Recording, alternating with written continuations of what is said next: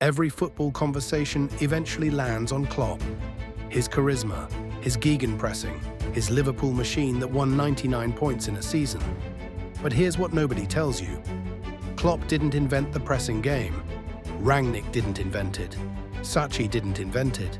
The man who actually invented it died in 1977, without a biography, without an international reputation, and without a single statue.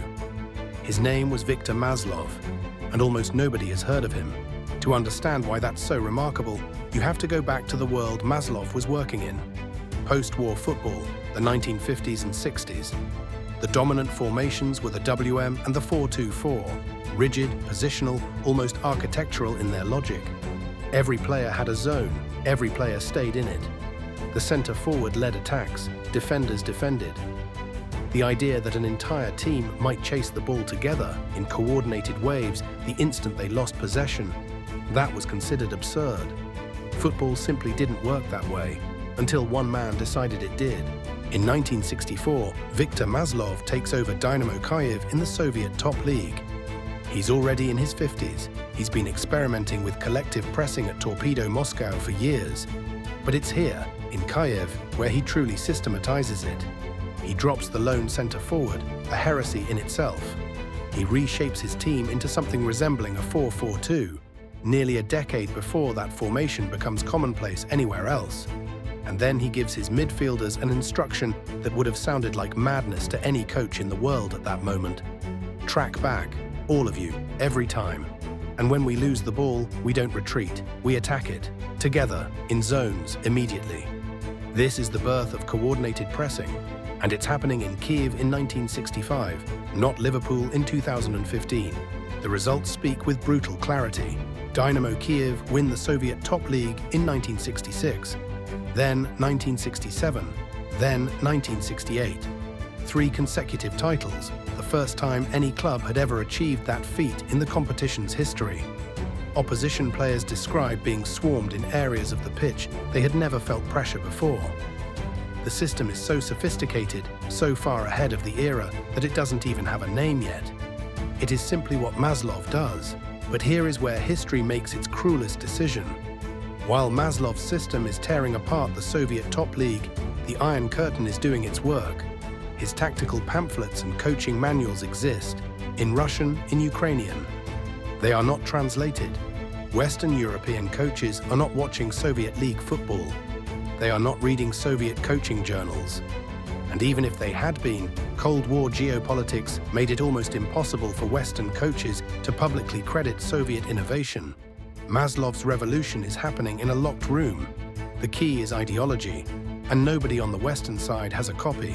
1 year after Maslov takes over in Kyiv, Michels takes over Ajax in Amsterdam, and Michels begins developing total football, a system where losing the ball immediately triggers a collective pursuit of it. Ajax win 3 consecutive European Cups in 1971, 72, and 73. The world watches and agrees. This is the future of football. Michels almost certainly developed his ideas independently. The Iron Curtain made any direct intellectual exchange virtually impossible.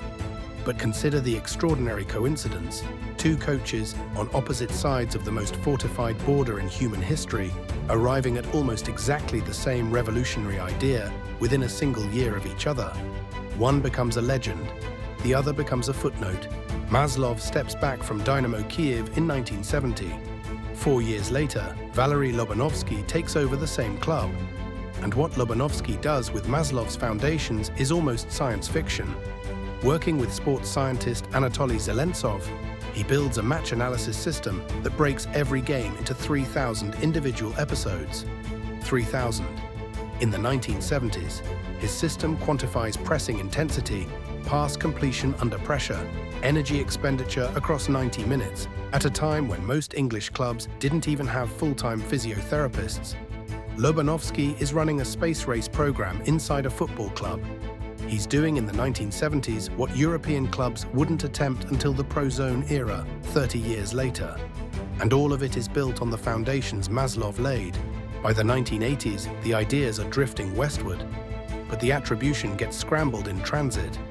Arrigo Sacchi, who had never managed a professional club when AC Milan hired him in 1987, his previous job was coaching a Serie C2 side called Rimini, builds a team that wins Serie A in 1988 and then back-to-back European Cups in 1989 and 1990.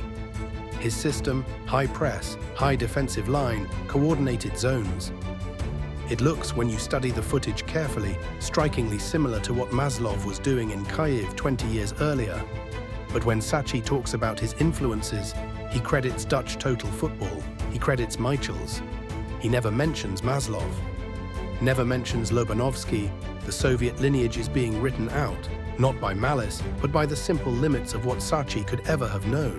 In Germany, in the mid-1990s, a coach named Ralf Rangnick stands up at a German Football Association Coaches Congress and delivers a presentation on pressing. It's received as radical, visionary, ahead of its time. He goes on to build pressing institutions at Hoffenheim and RB Leipzig, his Leipzig side reaching the Champions League semi-finals in 2020, just their fourth season in the top flight. Rangnick's stated primary inspiration? Sacchi. Another link in the chain, another place where Maslov's name should appear, and doesn't. And Rangnick directly influenced Klopp. Klopp has said so himself in multiple interviews. His Liverpool, at their 2019-20 peak, record 99 points, the second highest total in Premier League history, with pressing intensity ranked among the top 3 in the league, directly operationalizing principles Maslov outlined 55 years earlier. The full lineage looks like this. Maslov, in Kyiv, invents the press. Lobanovskyi scientifies it. Independently, and almost simultaneously, Michels mirrors it in Amsterdam. Cruyff, Michels' greatest player, takes it to Barcelona as a coach, where he mentors a young midfielder called Pep Guardiola. Meanwhile, the Dutch ideas filter through to Sacchi, then to Rangnick, then to Klopp.